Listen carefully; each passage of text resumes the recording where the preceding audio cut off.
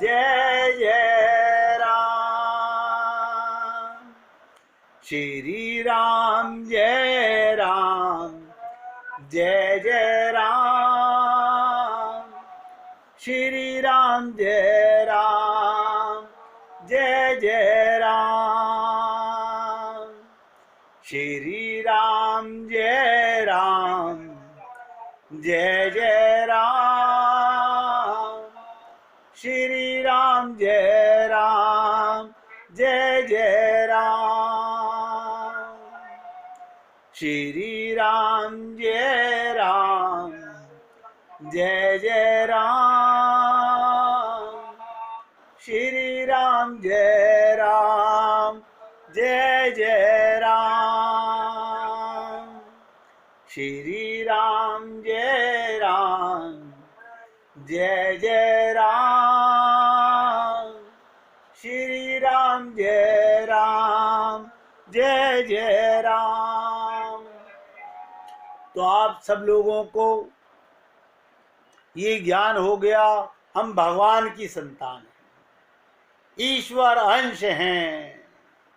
अब क्या करें, भगवान ने क्या करा था? लोग शिक्षा के लिए जीवन में बुराई को स्वीकार करते हैं, हमें भी व्यवहार करना है। व्यवहार हम लोग सच्चा प्रेम कर लेते हैं। परमात्मा का स्वरूप मान के करते हो तो सच्चा ही प्रेम होगा। बहुत ध्यान से सुनिएगा, आप अपने माता को, पिता को, पति को, पत्नी को, जिस रिश्ते को भी सच्चा प्रेम करते हो, अगर उसमें भगवान का स्वरूप नहीं मानते तो पाप करते हो, झूठ बोलते हो, अपने आप को धोखा देते हो। प्रेम बुरा नहीं है, भाव बुरा है, ज्ञान नहीं है। भगवान राम यही कर रहे हैं। सीता जी ने कहा हमें शिक्षा देने के लिए अपने पति से कि इस मृग को मार के इसकी खाल ले आओ, और भगवान राम वहीं से बाण चलाते, वो मर जाता। भगवान दिखा रहे हैं ये जीव फेटा बांध के भगवान राम भी भागे मृग के पीछे। मेरी पत्नी ने कहा है,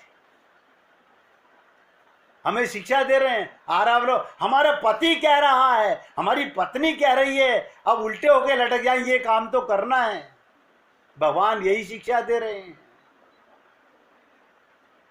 कि भगवान दुर्गुणों को स्वीकार कर रहे हैं हमें शिक्षा देने के लिए। क्या पर हम लोग भगवान की लीला को देखकर अपने दुर्गुणों को पहचाने? हम नहीं पहचान पाते। मैं तो प्रयत्न करता हूं कि ये मानस रोग मरते ही अगर हम अपने अपने गुरु और भगवान की शरणागति होकर सुनते हैं तो सुनिश्चित मान के चलना, जिस दिन ये भी मेरी एक साधना है जो आपके साथ रोज कर रहा हूं, जिस दिन मन के रोग मर गए आप अमृत पुत्र बन जाओगे। अपने आप की अज्ञानता मर जाएगी, संसार से अपने आप वैराग्य हो जाएगा, करना नहीं पड़ेगा। और आप और हम लोग कोई 10-20 हजार लोगों में नहीं फंसे हुए, 10-20 बस। और 10-20 के अंदर भी अगर आप थोड़ा सा इन्हें कम करने लगो, कोई आपसे कहे बस 5 लोगों के नाम बताओ जिनमें मन फंसा हुआ है, आप कहोगे हाँ इसे हटा देते हैं, इसको हटा देते हैं, इसको हटा देते हैं। आप सोचिएगा भाई, इन्हीं के चक्कर में हम चक्की पीस रहे हैं, कोई और कारण नहीं है। इसलिए जब सीता जी के साथ राक्षसों के नाश की भावी योजना भगवान बना रहे थे, तो लक्ष्मण जी को भी अपने पास से हटा दिया, क्योंकि उन्हें मालूम था कि लक्ष्मण इसे बिल्कुल पसंद नहीं करेगा। वे तो कहेंगे महाराज इसके लिए इतनी बड़ी योजना की क्या आवश्यकता है, मैं ही सब राक्षसों को मार देता हूं। लेकिन भगवान कहते हैं नहीं, मुझे राक्षसों को नहीं मारना। ध्यान देने का, कुंभकर्ण को मारा, कहां गया कुंभकर्ण? भगवान के अंदर। रावण को मारा, रावण कहां गया? भगवान के अंदर। भगवान रावण का वध नहीं करते, कुंभकर्ण मेघनाथ का वध नहीं करते, वो बुराइयों का वध करते हैं।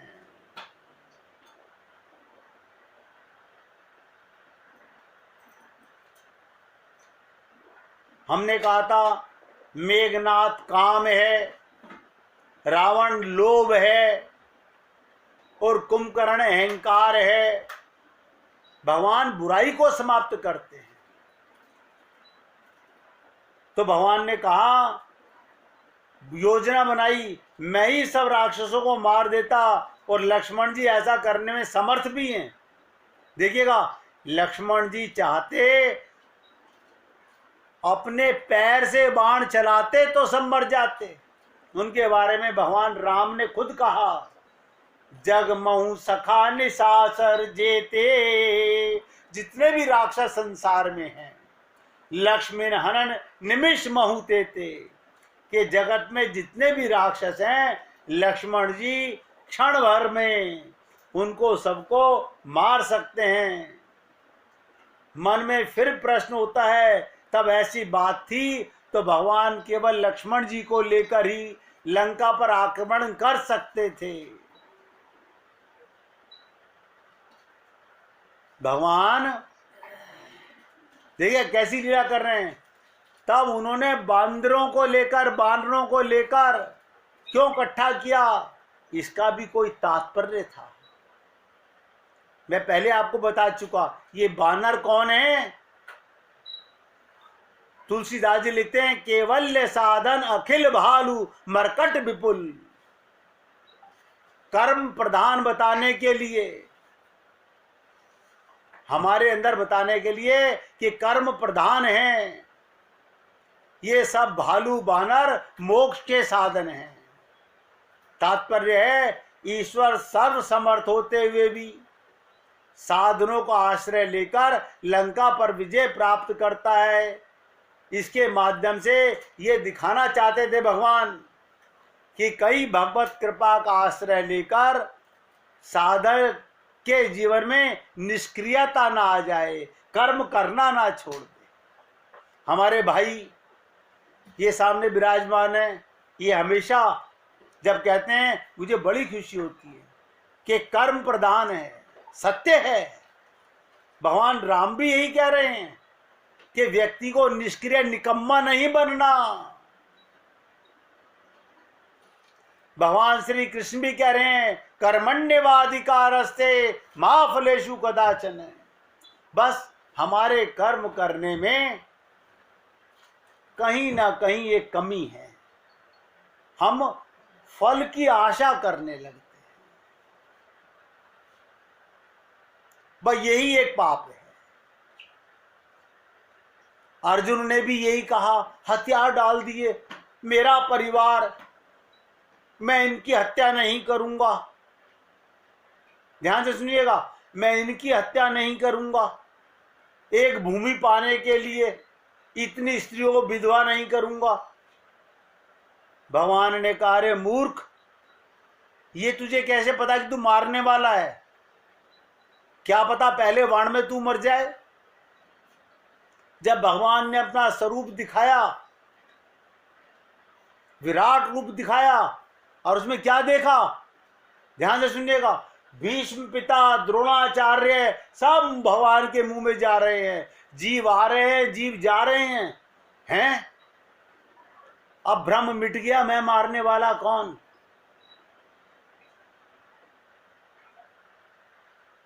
आप सोचिएगा, अर्जुन को माध्यम बनाया, परीक्षित को माध्यम बनाया, भगवान श्री कृष्ण ने उद्धव को माध्यम बनाया। वेद व्यास जी ने गणेश जी को माध्यम बनाया। अभी आप लोग 2 दिन 3 दिन पहले सुन के चुके ना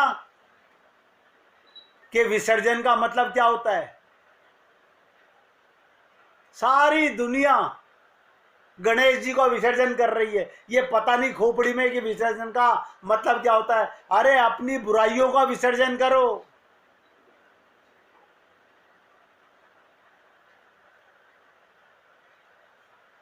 सब नौटंकियां चल रही हैं।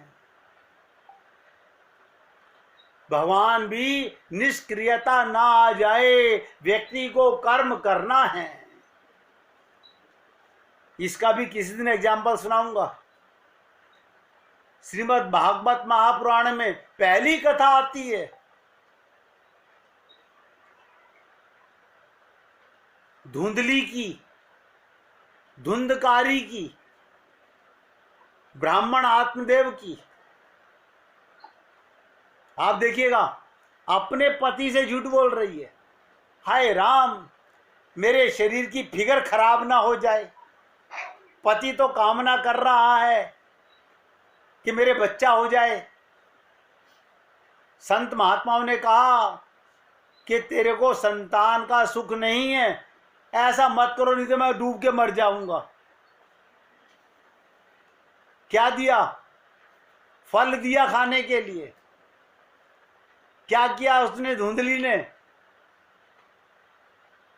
बोली फल खाऊंगी मैं प्रेग्नेंट हो जाऊंगी, प्रेग्नेंट हो जाऊंगी तो मेरी फिगर खराब हो जाएगी बॉडी की, कहीं मैं मर जाऊं, मेरा पेट फूल जाए, कहीं आग लग जाए, मैं भाग नहीं पाऊंगी। मन में क्या क्या विचार आए, सोचती रही क्या करा जाए, क्या करा जाए। घर में एक गाय थी ब्राह्मण के, उसको वो फल खिला दिया। और अपनी बहन जो प्रेग्नेंट थी उससे क्या कहा, तू अपना बच्चा मुझे दे दियो। अपने पति को झूठ बोलकर अपनी बहन के यहां जाके मैं वही जापा कराऊंगी, उसको खूब सारा धन दिया, उसके बच्चे को ले आई।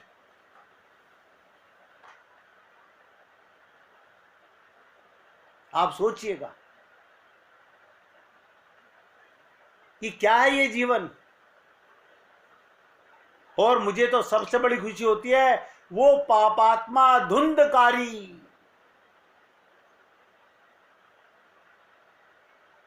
ऐसा पापात्मा जो आप हम लोग कभी सोच नहीं सकते। जब वो प्रेत योनि में गया, गौ से गोकर्ण पैदा हो गए और गोकर्ण ही उसका कल्याण कर रहे हैं। आज लोग श्रीमद् भागवत कराते हैं, कोई अपने लिए नहीं कराता। क्या कहते हैं, हमारे पूर्वजों का कल्याण हो जाए। अरे मूर्खो, तुम्हारे करने से उनका कल्याण हो जाएगा, अपना भी तो साथ साथ कल्याण कर लो। कोई नहीं सुनता। आज का मेन्यू क्या है?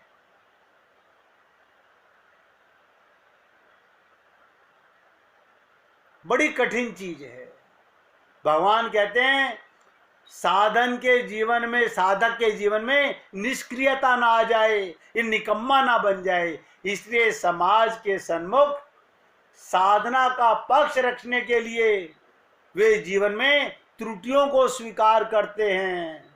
भगवान राम मृग के पीछे नहीं भाग रहे, वो हमारी आंखें खोल रहे। अंधो, ये सोने का मृग नहीं है कि माया महाठगनी हम जानी। मैंने बहुत से लोग देखे हैं, सेठ जी जो सेठ होते हैं वो क्या करते हैं, उनके घर में ठाकुर जी की पूजा करने के लिए भी पंडित जी आते हैं। बस वो तो पंडित जी पूजा करके सेठ जी के हाथ में चरणामृत और मिश्री रख देते हैं और बड़े खुश होते हैं, हो गई ठाकुर जी की पूजा, प्रसाद हमें दे दीजिए। मतलब पूजा आप कीजिए, प्रसाद हमें दे दीजिए। मैं सोचता हूं कैसा निकृष्ट जीव है ये। ध्यान दो, रोगी दो प्रकार के होते हैं। एक एक शब्द पे ध्यान दीजिएगा। रोगी दो प्रकार के होते हैं। एक तो वो जो स्वयं रोग से ग्रस्त हैं, और दूसरा कहते ना चिकित्सक हैं, जो रोग की औषधि का पता लगाने के लिए स्वयं अपने शरीर में उस रोग के कीटाणुओं को प्रविष्ट कराकर रोगी बन जाते हैं। ये देखने के लिए शरीर पर उन कीटाणुओं का क्या प्रक्रिया होती है और उसकी औषधि क्या बनी, क्या होनी चाहिए। आप देखते हो ना, रिसर्च करने वाले क्या करते हैं, पहले जानवरों को दवाई दे के देखते हैं क्या इफेक्ट आता है इसके ऊपर। अब जो व्यक्ति अपनी स्वेच्छा से अपने शरीर में रोग की सृष्टि करके दवा खोजना चाहता है, वो कितना ही सहृदय और उदार होगा, सोच के देखिए।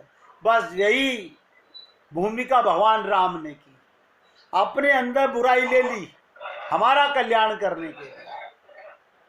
भगवान राम सोने के मृग के पीछे भागे हमारी आंखें खोलने के लिए कि माया महाठगनी हम जानी। हमारे पैर कब्र में पड़े हुए हैं, लेकिन अभी तो मन में बड़ी लंबी प्लानिंगें हैं। अभी तो मुझे ये करना है, मुझे ये करना है, सपनों के महल बना रहे हैं। तो भगवान ने इस बुराई को हमारे कल्याण के लिए अपने अंदर लगाया, लेकिन हम लोग नहीं समझ सके।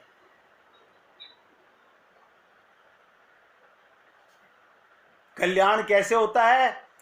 दो शब्द मैंने कहा था, गीता के 18वें अध्याय का 73वां श्लोक।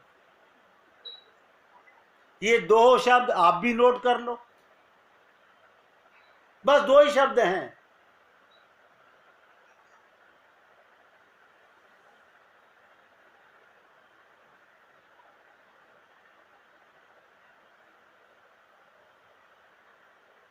जब भगवान ने 18वें अध्याय के 66वें श्लोक में अर्जुन को डांटा, सर्वधर्माणि परित्यज्य माम एकम शरणं व्रज अहम त्वाम सर्व पापेभ्यो मोक्षयिष्यामि मा शुचे। इसी एक श्लोक को माध्यम बना के सीताराम आचार्य जी ने शरणागति मीमांसा की रचना कर दी, एक श्लोक के दम पर।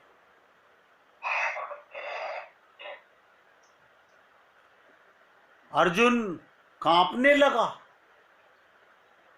लगा और 18वें अध्याय के 73वें श्लोक में दो शब्द क्या कहे?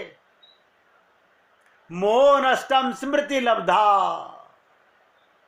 प्रभु, मुझे आपका अपना संबंध याद आ गया, इसलिए मोह खत्म हो गया, अंधकार मिट गया। जब तक आपको अपने भगवान के साथ संबंध याद नहीं आएगा, तब तक ये मोह का पाप, ये ममता आसक्ति का पाप खोपड़ी में घूमता रहेगा। मोह नष्टम स्मृति लब्धा। स्मृति लब्धा मोह नष्टम। प्रभु, बस मैं जान गया। क्या जान गए? आप भी सब जान लो। आप और हम सब ने मां के गर्भ में भगवान से वादा किया था, वो भूल गए। बाहर के वादे याद हैं। पत्नी से कह रहे हैं 7 जन्मों तक तेरा साथ दूंगा।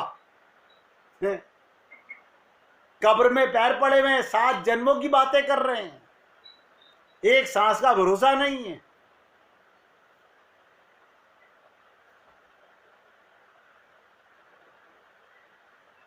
जिससे अंदर वादा करके आए थे, जिसकी कृपा से मनुष्य शरीर मिला, जिसकी कृपा से गुरु संत महात्मा मिले,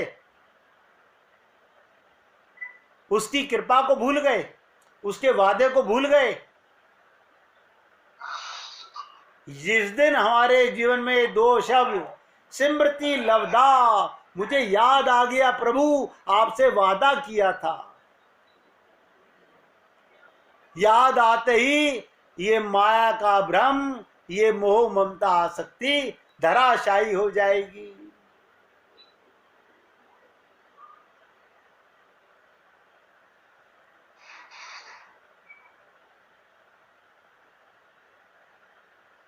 तो भगवान ने उत्कृष्टतम सबसे ऊंची भूमिका भगवान राम की, देखो वो रोगी और श्रृंगारी की भूमिका को स्वीकार करते हैं। अपनी प्रिया की इच्छा सीता ने कामना की,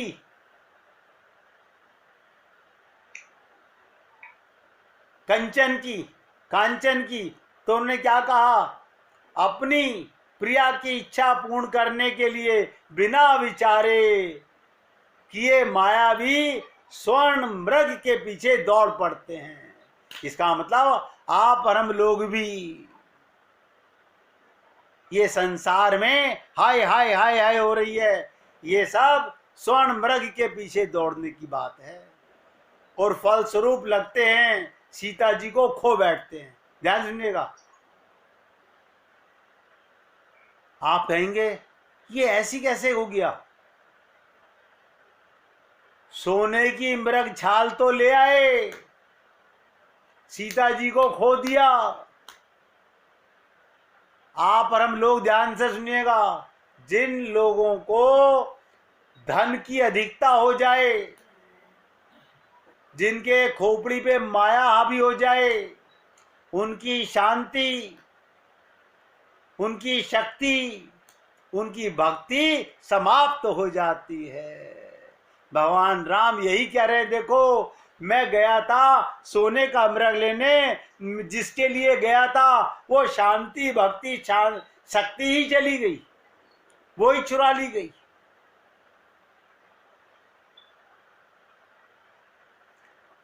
तो तब साधारण व्यक्ति की तरह भगवान क्या करते हैं, विरह में रोने लगते हैं। अब जिनके मन में भगवान की पूर्व लीला देखकर विवाह की इच्छा हो आई थी, और जो सोच रहे थे हैं शिला सब चंद्रमुखी, परसे पद मंजुल कंज तिहारे, भगवान हम सबको शिक्षा दे रहे हैं।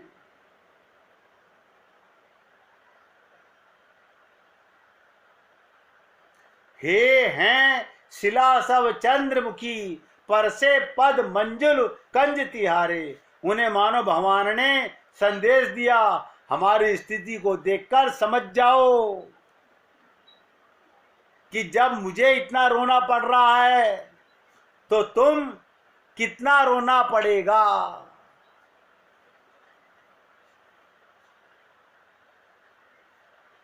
भगवान राघवेंद्र उनके मन में वैराग्य की सृष्टि करने के लिए, वैराग्य की सृष्टि करने के लिए इस प्रकार की लीला करते हैं। वे अपने दोषों को स्वीकारते हैं और अपनी दुर्बलता पर व्यंग करते हुए कहते हैं, जो माया के पीछे भागेगा, लिख लो, उसकी शक्ति, उसकी शांति, उसकी भक्ति खो जाएगी। ये दो चीजें एक साथ कभी नहीं मिलती। परमपद कहां से होगा? अभी तो माया के पीछे भाग रहे हैं हम लोग।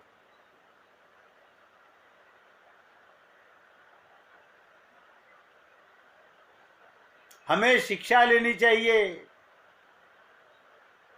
इसके माध्यम से भगवान ये लीला करके हम सब साधकों को बतलाते हैं, दूसरों को दोष देना बड़ा सर है, पर सच्चा साधक वो जो अपने में दोष देखे। मैं तो आप लोगों से निवेदन कर रहा हूं कि आप और हम लोग अपने अंदर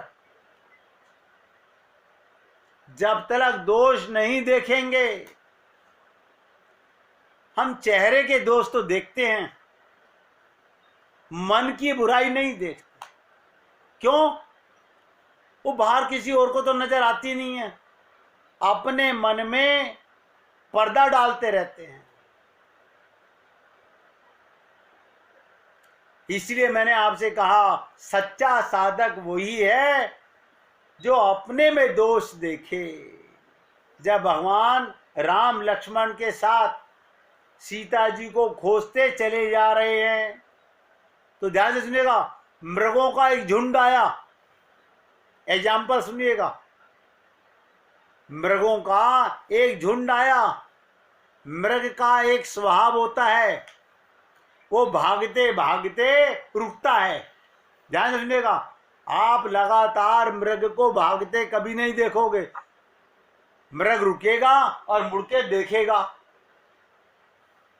ये हिरण की प्रवृत्ति है, रुककर मुड़कर देखता है हिरण और फिर भागता है देख करके। मृग भगवान राम के सामने से भागते हुए आए और रुककर मुड़कर उनकी ओर देखा और फिर भागने लगे।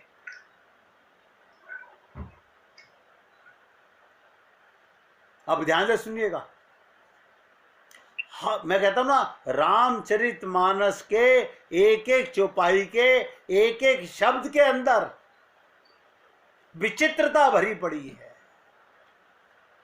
भगवान राम ने लक्ष्मण से पूछा, लक्ष्मण, ये मृग मुझे देखकर क्यों भाग रहे हैं?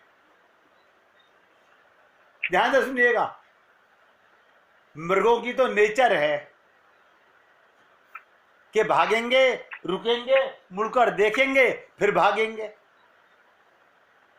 तो भगवान राम ने लक्ष्मण से पूछा कि लक्ष्मण, ये मृग मुझे देखकर क्यों भाग रहे हैं? लक्ष्मण जी ने कहा, प्रभु, ये तो उनका स्वभाव है।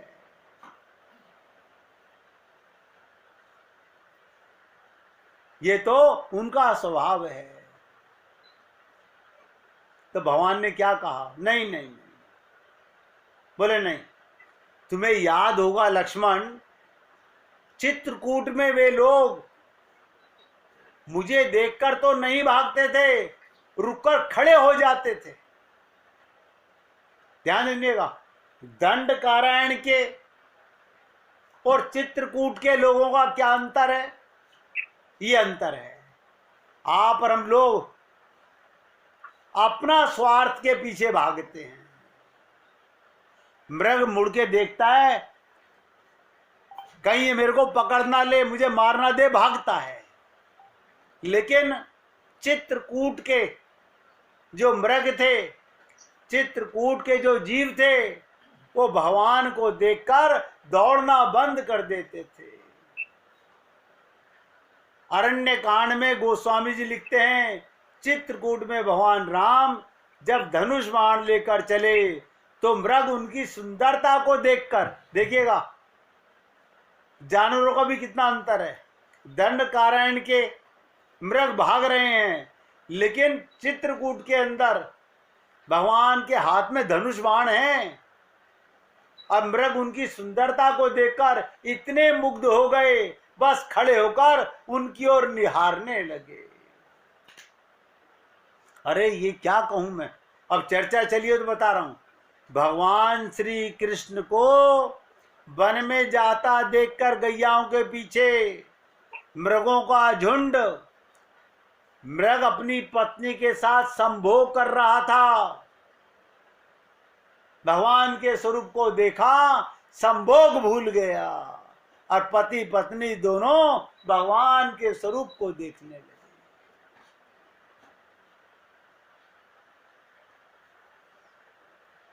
तो मुग्ध हो गए, बस खड़े होकर के निहारने लगे। श्री राम भी उनकी ओर इतने प्रेम से देखते हैं कि अब कौन उन पर बाण चलावे। आप सोचिएगा, भगवान उन मृगों के ऊपर बाण नहीं चला रहे। थोड़ा सा प्रेम भी प्रभु को वशीभूत कर लेता है। भगवान वन में शिकार खेलने जा रहे हैं, लेकिन मृग ने भगवान को देखा, रुक गए। भगवान कह रहे हैं, भैया ये मुझे पहचान गए, इनको कैसे मारूंगा। रावण लेके आया सोने का मृग, वो आगे से भाग रहा है, उसके पीछे भगवान भी भाग रहे हैं, उसको बाण भी मार रहे हैं। इसीलिए कहा गया थोड़ा सा प्रेम भी प्रभु को वशीभूत कर लेता है। तुलसीदास प्रभु बाण न मोचत, सहज स्वभाव प्रेम बस थोरे। भगवान राम कहते हैं, आज की आखिरी बात सुनिएगा, भगवान राम कहते हैं कि लक्ष्मण, वो अहिंसा की वृत्ति का परिणाम था। जब तक मेरे मन में अहिंसा की वृत्ति थी, तब तक पशु भी मेरी प्रीति को पहचानते थे। हिंसा और अहिंसा में क्या अंतर है? भगवान के हाथ में बाण भी है, धनुष भी है, और मृग नहीं भाग रहे। अब भगवान कह रहे हैं मेरे मन की अहिंसा की वृत्ति, तब तक पशु भी मेरी प्रीति को पहचानते थे, पर जब मैंने एक मृग पर बाण का प्रहार किया, मुझसे मृगों का विश्वास उठ गया। जब मुझे देखकर वो रुकते नहीं, भागते हैं। दंडकारण्य के मृग दौड़ते हैं। क्यों? बहरूपिया मृग के रूप में आया था, उस पर भगवान ने बाण चलाया, तो लक्ष्मण जी ने कहा प्रभु ये केवल भाग ही नहीं रहे, रुक भी तो रहे हैं। वो स्वयं नहीं रुक रहे, ये अपनी पत्नी के कहने से रुक रहे हैं। ये लोग तो भाग रहे हैं। हम ही देख मृग निकर पर आई, कह रहे हैं भागो भागो, ये मृगों को मारने वाले आ गए। देखिएगा, वही भगवान राम चित्रकूट के अंदर मृग सिरा तान के खड़े हुए हैं कि मारो ना। और यही मृग हैं, एक मृग को बाण चलाया, बाकी के मृग भागने लगे कि नहीं भैया ये तो मृग को मारने वाले हैं। इसीलिए हमको ये समझना है, हमें माया रूपी मृग के पीछे नहीं भागना।